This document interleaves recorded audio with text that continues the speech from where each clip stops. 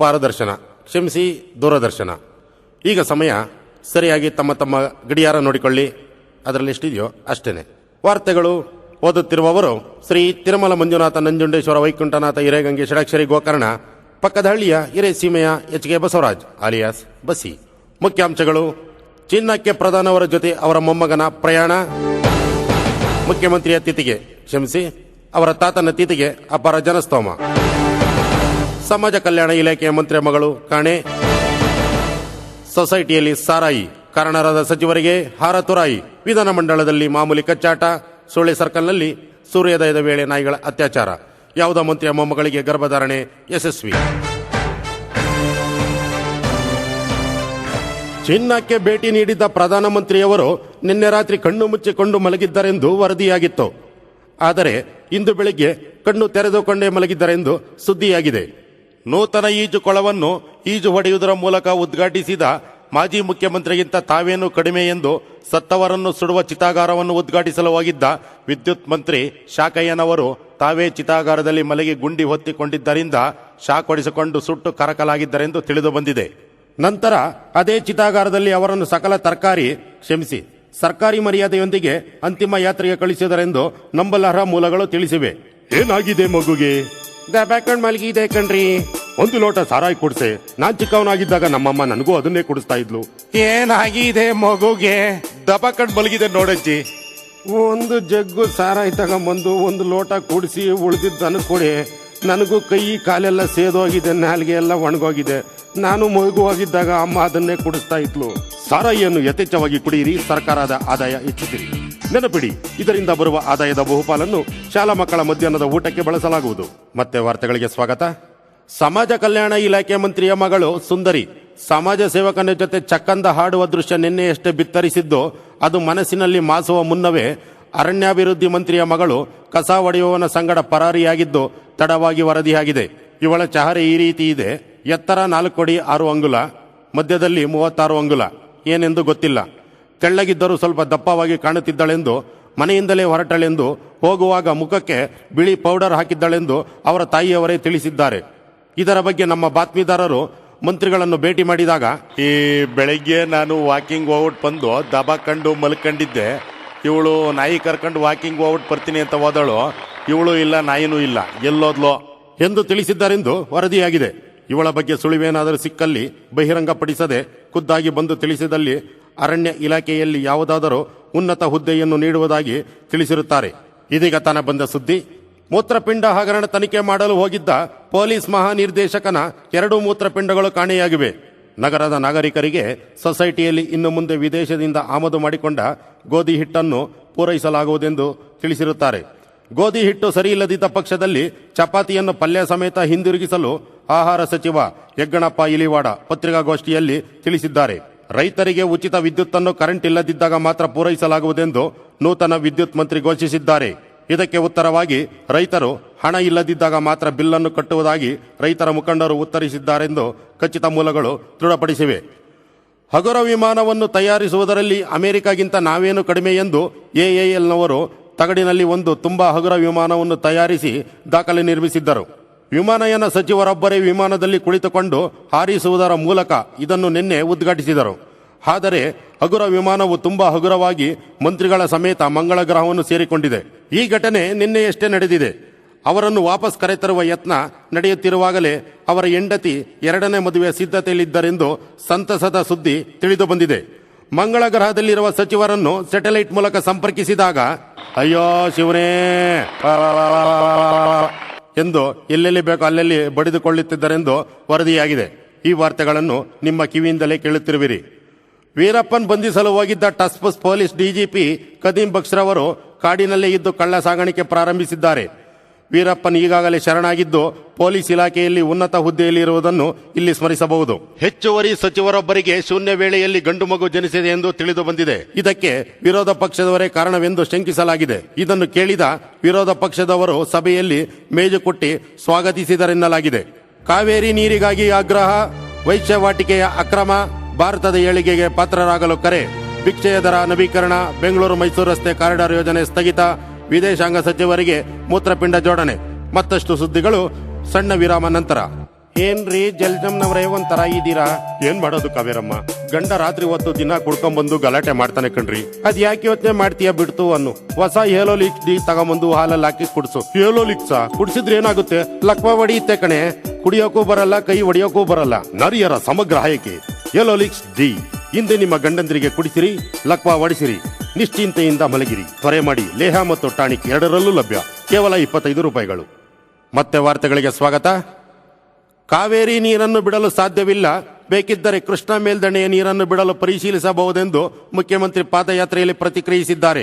ವಿದೇಶಿ ವ್ಯಾಮೋಹವನ್ನು ಪೂರ್ತಿ ಕೈಬಿಟ್ಟು ಭಾರತದ ಏಳಿಗೆಗೆ ಪಾತ್ರರಾಗಬೇಕೆಂದು ಭಾರತದಲ್ಲೇ ಬೇಕಾದಷ್ಟು ಪ್ರೇಕ್ಷಣೀಯ ಸ್ಥಳಗಳಿವೆ ಎಂದು ಕೇಂದ್ರ ಸಚಿವ ಜಾಡಕ್ ಕರೆ ನೀಡಿದ್ದಾರೆ. ತಮ್ಮ ಹೆಂಡತಿ ಮಕ್ಕಳ ಜೊತೆ 6 ತಿಂಗಳು ವಿದೇಶಿ ಪ್ರವಾಸದಲ್ಲಿರುವ ಅವರು ಇಂದು ಅಮೆರಿಕದಿಂದ ಸ್ವಿಟ್ಜರ್ಲ್ಯಾಂಡ್ಗೆ ತೆರಳುವ ಮುನ್ನ ವಿಮಾನ ನಿಲ್ದಾಣದಲ್ಲಿ ಸುದ್ದಿಗಾರರೊಂದಿಗೆ ಮಾತನಾಡುತ್ತಿದ್ದರು. ವೈಶ್ಯವಾಟಿಕೆಯನ್ನು ಅಕ್ರಮವಾಗಿ ನಡೆಸುತ್ತಿದ್ದ ಮನೆಯೊಂದರ ಖಚಿತ ಸುಳಿವಿನ ಮೇರೆಗೆ ಬಂಧಿಸಲು ಹೋಗಿದ್ದ ಹಿರಿಯ ಅಧಿಕಾರಿಯೊಬ್ಬರು ಅಲ್ಲೇ ಮಲಗಿದ್ದಾಗ ಲೋಕಾಯುಕ್ತರ ಬಲೆಗೆ ಬಿದ್ದರೆಂದು ಸುದ್ದಿ ಹರಡಿದೆ. ಈಚೆಗಷ್ಟೇ ಅವರಿಗೆ ಚಿನ್ನದ ಪದಕ ನೀಡಲಾಗಿತ್ತು. ಬಂಧಿಸಿದ ಸಂದರ್ಭದಲ್ಲಿ ಆ ಪದಕ ಇನ್ಯಾರದೋ ಕೊರಳಲಿತ್ತೆಂದು ತಿಳಿದು ಬಂದಿದೆ. ಮಧ್ಯದಲ್ಲಿ ಮತ್ತೊಮ್ಮೆ ವಾರ್ತೆಗಳು. ಈ ವಾರ್ತೆಗಳಿಂದ ತಮಗೇನು ಪ್ರಯೋಜನ? ಭಿಕ್ಷೆಯ ದರವನ್ನು ಕನಿಷ್ಠ 2 ರೂಪಾಯಿಗೆ ಏರಿಸಬೇಕೆಂದು, ಈ ಬಗ್ಗೆ ಕೂಡಲೇ ಶ್ವೇತಪತ್ರ ಹೊರಡಿಸಬೇಕೆಂದು ಅಖಿಲ ಭಾರತ ಭಿಕ್ಷಾಟನೆ ಸಂಘದ ಸಂಸ್ಥಾಪಕ ನಿರ್ದೇಶಕ ದರಬೇಶಯ್ಯ ನಿನ್ನೆ ರಾತ್ರಿ 12 ಗಂಟೆಯಲ್ಲಿ ಮುಖ್ಯಮಂತ್ರಿಯವರನ್ನು ಇಂಟರ್ನೆಟ್ ಮೂಲಕ ಸಂಪರ್ಕಿಸಿ ಒತ್ತಾಯಿಸಿದ್ದಾರೆ. ಇದಕ್ಕೆ ಮುಖ್ಯಮಂತ್ರಿಯವರು ತುರ್ತು ಸರ್ವಪಕ್ಷ ಅಧಿವೇಶನಕ್ಕೆ ಕರೆ ನೀಡಿದ್ದಾರೆ. ಶಾಲಾ ಮಕ್ಕಳಿಗೆ ಮಧ್ಯಾಹ್ನ ಹಾಲನ್ನು ಕೊಡುವ ಹಾಗೆ ಸಂಜೆ ಕಾಲೇಜಿನ ವಿದ್ಯಾರ್ಥಿಗಳಿಗೆ ಆಲ್ಕೋ ಹಾಲನ್ನು ಕೊಡುವಂತೆ ಆಗ್ರಹಿಸಿ ಕಾಲೇಜಿನ ವಿದ್ಯಾರ್ಥಿಗಳು ಧರಣಿ ಸತ್ಯಾಗ್ರಹ ನಡೆಸಿದ್ದಾರೆ. ಬೆಂಗಳೂರು ಮೈಸೂರು 4 ಲೈನಿನ ಕಾರಿಡಾರ್ ಯೋಜನೆಗೆ ಹಣದ ಅಭಾವದಿಂದ ಯೋಜನೆಯನ್ನು ಹಿಂತೆಗೆದುಕೊಳ್ಳಲಾಗಿದೆ. ಆದರೆ ಇದಕ್ಕೆ ಆತಂಕ ಪಡುವ ಅಗತ್ಯವಿಲ್ಲವೆಂದು ಲೋಕೋಪಯೋಗಿ ಮಂತ್ರಿಗಳು ತಿಳಿಸಿದ್ದಾರೆ. ಯಾಕೆಂದರೆ ಈಗಾಗಲೇ ಬೆಂಗಳೂರು ಮೈಸೂರು ರಸ್ತೆಯಲ್ಲಿ ಬಹುತೇಕ ಗುಂಡಿಗಳಿದ್ದು, ಇನ್ನು ಸ್ವಲ್ಪ ಹಣ ಖರ್ಚು ಮಾಡಿ ಉಳಿದಿರುವ ರಸ್ತೆಯನ್ನು ಪೂರ್ತಿ ಉದ್ದಕ್ಕೂ ಮಣ್ಣು ತೆಗೆಸಿ ನೀರನ್ನು ಬಿಟ್ಟು ದೋಣಿಗಳ ಮೂಲಕ ಚಲಿಸುವ ವ್ಯವಸ್ಥೆ ಕಲ್ಪಿಸುವುದಾಗಿ ರಾತ್ರಿ ಮಲಗುವ ಸಮಯಕ್ಕೂ ಸ್ವಲ್ಪ ಮುಂಚೆ ತಿಳಿಸಿದ್ದಾರೆ. ಕೆಲವು ಪೊಲೀಸಿನವರಿಗೆ ಹೊಟ್ಟೆ ಬಹಳ ಮುಂದೆ ಬಂದಿದೆ, ಪ್ಯಾಂಟ್ ಹಾಕಿಕೊಂಡು ಕಳ್ಳರನ್ನು ಹಿಡಿಯಲು ಆಗುತ್ತಿಲ್ಲ, ಆದ್ದರಿಂದ ನೈಟಿ ಹಾಕಿಕೊಳ್ಳಲು ಅವಕಾಶ ನೀಡಿ ಎಂದು ಗೃಹ ಮಂತ್ರಿಯವರನ್ನು ಆಗ್ರಹಿಸಿದ್ದಾರೆ. ಇದಕ್ಕೆ ಪ್ರತಿಕ್ರಿಯಿಸಿದ ಗೃಹ ಮಂತ್ರಿಯವರು ಅದನ್ನು ಪರಿಶೀಲಿಸುವುದಾಗಿ ಅಲ್ಲಿಯವರೆಗೂ ಯಥಾಸ್ಥಿತಿ ಕಾಪಾಡಿಕೊಳ್ಳಲು ಸೂಚಿಸಿದ್ದಾರೆ. ಮೂತ್ರಪಿಂಡ ತೊಂದರೆಯಿಂದ ಬಳಲುತ್ತಿದ್ದ ಕೇಂದ್ರ ವಿದೇಶಾಂಗ ಸಚಿವರಿಗೆ ಬದಲಿ ಮೂತ್ರಪಿಂಡವನ್ನು ಯಶಸ್ವಿಯಾಗಿ ಜೋಡಿಸಲಾಗಿದೆ. ಆದರೆ ಚಿಕಿತ್ಸೆಯ ಆತುರದಲ್ಲಿ ನಾಯಿಯ ಮೂತ್ರಪಿಂಡವನ್ನು ಅಳವಡಿಸಲಾಗಿದೆ ಎಂದು ತಡವಾಗಿ ಬಹಿರಂಗಗೊಂಡಿದೆ. ಸದ್ಯ ಈಗ ಅವರು ರಷ್ಯಾ ಪ್ರವಾಸದಲ್ಲಿದ್ದು, ಅವರನ್ನು ಈ ಬಗ್ಗೆ ವರದಿಗಾರರು ಪ್ರಶ್ನೆ ಮಾಡಿದಾಗ, ಸರ್, ನಿಮಗೆ ಮೂತ್ರಪಿಂಡ ಜೋಡಣೆ ಯಶಸ್ವಿಯಾಗಿದೆ, ಇದ್ರ ಬಗ್ಗೆ ನೀವು ಏನು ಹೇಳ್ತೀರಾ? ಈ ಮೂತ್ರಪಿಂಡ ಜೋಡಣೆ ಎಲ್ಲ ಸರಿಯಾಗಿದೆ ರೀ, ಇದ್ರ ಬಗ್ಗೆ ಏನು ಹೇಳೋಕ್ಕಾಗುತ್ತೆ? ಈ ಮರ ಮತ್ತು ಲೈಟ್ ಕಂಬ ಕಂಡ್ರೆ ಸ್ವಲ್ಪ ಮೂಸ್ ನೋಡಿ ಕಾಲೆತನ ಅನ್ಸುತ್ತೆ. ಇದರಿಂದ ಜೀವನಕ್ಕೇನೋ ಅಪಾಯ ಇಲ್ಲ ಬಿಡಿ ಎಂದು ಪತ್ರಕರ್ತರು ತಿಳಿಸಿ ಬಂದರೆಂದು ವರದಿಯಾಗಿದೆ. ಕ್ರೀಡಾ ವಾರ್ತೆಗಳು. ಅಂತಾರಾಷ್ಟ್ರೀಯ 1 ದಿನ ಪಂದ್ಯದಲ್ಲಿ ಬೌಲಿಂಗ್ ಮಾಡಲು ಅವಕಾಶ ಕೊಡಲಿಲ್ಲವೆಂದು ಪಂದ್ಯ ನಡೆಯುತ್ತಿರುವಾಗ ಭಾರತದ 12ನೇ ಆಟಗಾರನೊಬ್ಬ ವಿಕೆಟ್ ಅನ್ನು ಬಾಯಲ್ಲಿ ಕಚ್ಚಿಕೊಂಡು ಓಡಿ ಹೋಗಿದ್ದಾನೆ. ಅವನನ್ನು ಹಿಡಿಯಲು ಹೋಗಿದ್ದಾಗ ಉಳಿದಿದ್ದ 2 ವಿಕೆಟ್ಗಳನ್ನು ಮಂಗಗಳು ಕಚ್ಚಿಕೊಂಡು ಓಡಿ ಹೋಗಿವೆ. ಮಲೇಷಿಯಾದಲ್ಲಿ ನಡೆಯುತ್ತಿರುವ ಏಷ್ಯಾ ಕೂಟದಲ್ಲಿ ಭಾರತದ ಆಟಗಾರನೊಬ್ಬನನ್ನು ಉದ್ದೀಪನ ಮದ್ದು ಪರೀಕ್ಷೆಗೆ ಒಳಪಡಿಸಿದಾಗ ಮೈಯಲ್ಲಿ ರಕ್ತವೇ ಇಲ್ಲದಿದ್ದನ್ನು ಕಂಡು ಹೌಹಾರಿದ ವೈದ್ಯರು ತಾವೇ 8 ಬಾಟಲ್ ರಕ್ತ ಕೊಟ್ಟು ಕಳಿಸಿದ ಪ್ರಸಂಗ ತಡವಾಗಿ ವರದಿಯಾಗಿದೆ. ಹವಾಮಾನ ವರದಿ. ರಾಜ್ಯದ ವಿವಿಧ ಭಾಗಗಳ ಉಷ್ಣಾಂಶ ವಿವರ ಈ ರೀತಿ ಇದೆ. ನಾಳೆ ಬೆಳಗ್ಗೆ ಎಂದಿನಂತೆ ಸೂರ್ಯೋದಯ, ಸಂಜೆ ಮುಳುಗಡೆ. ದಕ್ಷಿಣ ಒಳನಾಡು ಗೊತ್ತಿದೆ, ಉತ್ತರ ಒಳನಾಡು ಗೊತ್ತಿಲ್ಲ. ಮುಂಬೈ ದಾಖಲಾಗಿದೆ, ದೆಹಲಿ ದಾಖಲಾಗಿಲ್ಲ. ಬೆಂಗಳೂರು ನಮಗೆ ಯಾಕೆ, ಮಂಗಳೂರು ನಿಮಗೆ ಯಾಕೆ? ಕರಾವಳಿ ತೀರ ಇಲ್ಲಿಂದ ಬಹಳ ದೂರ, ಹೋದವರು ಇನ್ನೂ ಬಂದಿಲ್ಲ. ಸ್ಥಳೀಯ ಉಷ್ಣಾಂಶ ವಿವರ ಈ ರೀತಿ ಇದೆ. ದಾಖಲು ಮಾಡುವ ಮೀಟರ್ ಇಲ್ಲದ ಕಾರಣ ಅಂದಾಜಿನಲ್ಲಿ ದಾಖಲಿಸಲಾಗಿದೆ. ಕೆಂಪೇಗೌಡ ಬಸ್ ನಿಲ್ದಾಣ ಹಗಲು 33.25 ಡಿಗ್ರಿ ಸೆಲ್ಸಿಯಸ್, ಸಂಜೆಯಾಗುತ್ತಿದ್ದಂತೆ 180.5 ಡಿಗ್ರಿ ಸೆಲ್ಸಿಯಸ್. ಸಿಟಿ ಮಾರ್ಕೆಟ್ ಕನಿಷ್ಠ 15 ಮಿಲಿಗ್ರಾಂ, ಕನಿಷ್ಠ 75 ಕಿಲೋಗ್ರಾಂ. ಗಾಂಧಿ ಬಜಾರ್ ಜನರಿದ್ದಾಗ 28.5 ಡಿಗ್ರಿ ಸೆಲ್ಸಿಯಸ್, ನಾಯಿಗಳಿದ್ದಾಗ 102.5 ಡಿಗ್ರಿ ಸೆಲ್ಸಿಯಸ್. ಮನೆಯಲ್ಲಿ ಹೆಂಡತಿ ಇದ್ದಾಗ 90 ಡಿಗ್ರಿ ಸೆಲ್ಸಿಯಸ್, ಇಲ್ಲದಿದ್ದಾಗ 0 ಡಿಗ್ರಿ ಸೆಲ್ಸಿಯಸ್. ಬಿರುಗಾಳಿ ಕೆಳಗಿನಿಂದ ಮೇಲೆ ಏಳುವ ಸಾಧ್ಯತೆ ಹೆಚ್ಚಿದ್ದರೆ ಸಾಮಾನ್ಯ ಗಾಳಿ ಆ ಕಡೆಯಿಂದ ಈ ಕಡೆ ಬರುವ ಸಾಧ್ಯತೆ ಇರಬಹುದೆಂದು ವರದಿಯಾಗಿದೆ. ಸುಂಟರ ಗಾಳಿ ವೇಗವಾಗಿ ಬೀಸುವುದರಿಂದ ಲುಂಗಿ ಮತ್ತು ಸೀರೆಯನ್ನು ಗಟ್ಟಿಯಾಗಿ ಕಟ್ಟಿಕೊಳ್ಳುವುದು ಒಳ್ಳೆಯದೆಂದು ಹವಾಮಾನ ತಜ್ಞರು ಅಭಿಪ್ರಾಯಪಟ್ಟಿದ್ದಾರೆ. ಮುಂಜಾನೆಯ ಮುನ್ಸೂಚನೆಯಂತೆ ದಕ್ಷಿಣ ಹೊರನಾಡಿನಲ್ಲಿ ಕೆಲವೆಡೆ ನೀರಿನ ಮಳೆ ಮೇಲಿನಿಂದ ಬೀಳುವ ಸಾಧ್ಯತೆ ಇದೆ. ಅದು ಎಲ್ಲಿಂದ ಎಂದು ಇನ್ನೂ ದೃಢಪಟ್ಟಿಲ್ಲವೆಂದು ಹವಾಮಾನ ಇಲಾಖೆ ಸ್ಪಷ್ಟಪಡಿಸಿದ್ದರೆ, ಮಧ್ಯರಾತ್ರಿಯಲ್ಲಿ ದೆವ್ವಗಳ ಕಾಟವಿರುವುದರಿಂದ ಪಕ್ಕದಲ್ಲಿ ಪರಕೆ ಅಥವಾ ಚಪ್ಪಲಿ ಇಟ್ಟುಕೊಳ್ಳುವುದು ಸೂಕ್ತವೆಂದು ಪುರಾತನ ಇಲಾಖೆ ಎಚ್ಚರಿಕೆ ನೀಡಿದೆ. ಮುಂದಿನ 88 ಗಂಟೆ ಅವಧಿಯಲ್ಲಿ ಯಾವುದೇ ಬದಲಾವಣೆ ಇಲ್ಲದಿದ್ದರೂ ರಾಜ್ಯದ ಎಲ್ಲಾ ಜಿಲ್ಲೆಯ ಹಲವೆಡೆ ಗುಡುಗು ಮತ್ತು ಸಿಡಿಲಿನಿಂದ ಕೂಡಿದ ಭಾರೀ ಮಳೆಯಾಗುವ ಸಾಧ್ಯತೆ ಇರುವುದರಿಂದ ಬೋಳು ಮತ್ತು ಬೊಕ್ಕು ತಲೆಯ ಪ್ರಜೆಗಳು ಆದಷ್ಟು ಬೇಗ ಮನೆ ಸೇರುವುದು ಒಳ್ಳೆಯದು ಎಂದು ಹವಾಮಾನ ಇಲಾಖೆ ತಿಳಿಸಿದೆ. ಈಶಾನ್ಯ ಒಳನಾಡಿನಲ್ಲಿ ಭಾರೀ ಮಳೆ ಬಂದರೆ ಬರಲಿ, ಬಿಟ್ಟರೆ ಬಿಡಲಿ, ನಮಗೇನು ಹೊಲ ಮನೆ ಇದೆಯೇ ಎಂದು ಹವಾಮಾನ ಇಲಾಖೆಯ ಕೆಲವರು ಮಾತನಾಡಿಕೊಂಡಿದ್ದಾರೆ. ಷೇರುಪೇಟೆ ಧಾರಣೆ. ಈ ದಿನ ಷೇರುಪೇಟೆಯಲ್ಲಿ ಕೆಳಕಂಡಂತವು ಸಾಧಾರಣವಾಗಿ ಚೇತರಿಕೆ ಕಂಡಿವೆ. ಒಳಚರಂಡಿ 65.5 ಪೈಸೆ, ಒಳಚಡ್ಡಿ 35 ರೂಪಾಯಿ, ಗ್ಲೂಕೋನ್ ಡಿ 206.5 ಪೈಸೆ, ಮಾಲಾಡಿ 3ಕ್ಕೆ 1 ರೂಪಾಯಿ, ಟಾಟಾ ಉಪ್ಪು 600 ರೂಪಾಯಿ, ತೆಂಗಿನ ಚಿಪ್ಪು 1 ರೂಪಾಯಿ, ಹೀರೋ ಹೊಂಡ 48,500, ಮೆಣಸಿನಕಾಯಿ ಬೊಂಡ 4 ರೂಪಾಯಿ 3. ಮುಂಬೈ ಷೇರುಪೇಟೆ ಧಾರಣೆ 3 ತಿಂಗಳು, ಗರ್ಭಧಾರಣೆ 9 ತಿಂಗಳು. ಬ್ರೂ ಕಾಫಿ ಪುಡಿ 38,400, ಕಡ್ಡಿ ಪುಡಿ 36 ರೂಪಾಯಿ.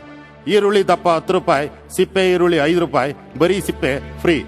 ಅಕ್ಕಿ ಅನ್ನ ಮಾಡೋದು 665 ರೂಪಾಯಿ, ಅಕ್ಕಿ ಹುಳ 65 ರೂಪಾಯಿ, ಬರೀ ಹುಳ 5 ರೂಪಾಯಿ. ರಿಫೈಂಡ್ ಕೊಬ್ಬರಿ ಎಣ್ಣೆ ದಪ್ಪ 500 ರೂಪಾಯಿ, ಸಣ್ಣ 150 ರೂಪಾಯಿ.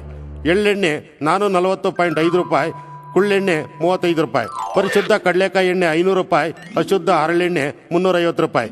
ಸೂರ್ಯಪಾನ ಎಣ್ಣೆ 410 ರೂಪಾಯಿ, ಕುಡಿಯೋ ಎಣ್ಣೆ ಕ್ವಾರ್ಟರ್ 36 ರೂಪಾಯಿ. ಷೇರುಪೇಟೆಯಲ್ಲಿ ರುಚಿಕೋಲ್ಡ್ ತೆರೆದಂತೆ ಇದ್ದರೆ ಸನ್ ಡ್ರಾಪ್ 3 ಕೆಳಗಿಳಿದಿದೆ. ಆದರೆ ವನಸ್ಪತಿ ಕ್ರಿಸ್ಟಲ್ ನೇಚರ್ ಫ್ರೆಶ್ ನಿನ್ನೆ ನಿಂತಿದ್ದು ಈ ದಿನ ಕೆಳಗೂ ಇಳಿಯದೆ ಮೇಲಕ್ಕೂ ಹೋಗದೆ ತಟಸ್ಥವಾಗಿ ಸಂತೃಪ್ತಿಯಾಗಿದೆ. ಚಿನ್ನಾಭರಣ ಧಾರಣೆ. 24 ಕ್ಯಾರೆಟ್ ಚಿನ್ನ 6,666 ರೂಪಾಯಿ, 22 ಕ್ಯಾರೆಟ್ ಚಿನ್ನ 3,333 ರೂಪಾಯಿ, ಬರೀ ಕ್ಯಾರೆಟ್ 3 ರೂಪಾಯಿ ಕೆಜಿ. ಒಡವೆ ಚಿನ್ನ 550 ರೂಪಾಯಿ, ಕದಿಯೋ ಚಿನ್ನ 150 ರೂಪಾಯಿ. ಚಿನ್ನ ನಮ್ಮದು ಗ್ರಾಮ್ಗೆ 660 ರೂಪಾಯಿ, ಪಕ್ಕದ ಮನೆಯವ್ರದ್ದು 60 ರೂಪಾಯಿ. ಬೆಳ್ಳಿ ಗಟ್ಟಿ 9,000, ಬೆಳ್ಳಿ ನೀರು ಟ್ಯಾಂಕ್ 300 ರೂಪಾಯಿ, ಎಳ್ನೀರು 8 ರೂಪಾಯಿ. ಅಕ್ಕಿ ಇಡ್ಲಿ 2 ರೂಪಾಯಿ, ತಟ್ಟೆ ಇಡ್ಲಿ 6 ರೂಪಾಯಿ, ಮೈಸೂರು ಮಲ್ಲಿಗೆ ಸೀಡಿ 100 ರೂಪಾಯಿ. ಖಚಿತ ವಜ್ರ 40,000, ವಜ್ರ ಖಚಿತ ಸೇಟು ಕೇಳ್ಕೊಳ್ಳಿ, ಎತ್ತಿನ ಗಂಜಲ ಹಂಗೆ ಇಡ್ಕೊಳ್ಳಿ. ತುತ್ತ ತುದಿಯಲ್ಲಿ ಮತ್ತೊಮ್ಮೆ ಮಾತ್ರೆಗಳ ಕ್ಷಮಿಸಿ. ವಾರ್ತೆಗಳ ಮುಖ್ಯಾಂಶಗಳು. ರಾಜಕೀಯದಿಂದ ನಿವೃತ್ತಿ ದ್ಯಾವೇಗೌಡ ಘೋಷಣೆ, ಇದು 100ನೇ ಬಾರಿ. ಮಂಗಳ ಗ್ರಹದಿಂದ ಅಗ್ರೋ ವಿಮಾನ ವಾಪಸ್ಸು, ಮಂತ್ರಿ ಅಲ್ಲೇ. ಅವರ ಹೆಂಡತಿ ಚುನಾವಣೆಗೆ ನಾಮಪತ್ರ ಸಲ್ಲಿಕೆ, 2ನೇ ಮದುವೆ, 3ನೇ ಮಗಳು ಹೆರಿಗೆ. ಶೂನ್ಯ ವೇಳೆ ಗಂಡು ಮಗು ಜನನ. ವಿರೋಧ ಪಕ್ಷದ ಕೈವಾಡ ಸಾಬೀತು. ವಿರೋಧ ಪಕ್ಷದ ಮುಖಂಡರ ಹೆಸರಿಡಲು ಹೈಕಮಾಂಡ್ ಆದೇಶ. ಕಾವೇರಿ ನೀರಿಲ್ಲ, ಬೇಕಿದ್ದರೆ ಕೃಷ್ಣಾ ಮೇಲ್ದಂಡೆ ನೀರು, ಮುಖ್ಯಮಂತ್ರಿ ಬಹಿರಂಗ ಘೋಷಣೆ. ಬೆಂಗಳೂರು ಮೈಸೂರು ಕಾರಿಡಾರ್ ಯೋಜನೆಗೆ ಬದಲಾಗಿ ದೋಣಿ ವಿಹಾರ. ಹೊಟ್ಟೆ ಬಂದ ಪೊಲೀಸಿನವರಿಗೆ ನೈಟಿ ಹಾಕಿಕೊಳ್ಳಲು ಅವಕಾಶ. ಇದನ್ನು ಹೇಳುವಾಗ ಮಂತ್ರಿಗಳು ಪತ್ರಕರ್ತರ ಮುಂದೆ ನೈಟಿ ಹಾಕಿಕೊಂಡೇ ಪ್ರತ್ಯಕ್ಷ. ವಿದೇಶಾಂಗ ಸಚಿವರಿಗೆ ನಾಯಿಯ ಮೂತ್ರಪಿಂಡ ಜೋಡಣೆ. ಕಂಡ ಕಡೆ ಕಾಲೆತ್ತುವಿಕೆ ಮುಂದುವರಿಕೆ. ಏಷ್ಯಾ ಕೂಟದಲ್ಲಿ ಭಾರತದ ಆಟಗಾರನ ಉದ್ದೀಪನ ಪರೀಕ್ಷೆಗೆ. ರಕ್ತವೇ ಇಲ್ಲದೆ ವೈದ್ಯರು ಪೇಚಿಗೆ. ಗಾಳಿ ಕೆಳಗಿನಿಂದ, ಮಳೆ ಮೇಲಿನಿಂದ. ಗುಡುಗು ಸಿಡಿಲು ಸಹಿತ ಮಳೆ. ಬೋಳು ಮತ್ತು ಬೊಕ್ಕು ತಲೆ ಪ್ರಜೆಗಳು ಸೇರಿಕೊಳ್ಳಿ ಮನೆ. ಹವಾಮಾನ ಇಲಾಖೆ ಮುನ್ಸೂಚನೆ. ಇಲ್ಲಿಗೆ ವಾರ್ತೆಗಳು ಮುಕ್ತಾಯವಾದವು. ಮುಂದಿನ ವಾರ್ತೆಗಳು ನನ್ನ ಸಂಬಳ ಬಂದ ನಂತರ. ನಿರಂತರ ವಾರ್ತೆಗಳಿಗೆ ಕ್ಯಾಸೆಟ್ ಅನ್ನು ರಿವೈಂಡ್ ಮಾಡಿ.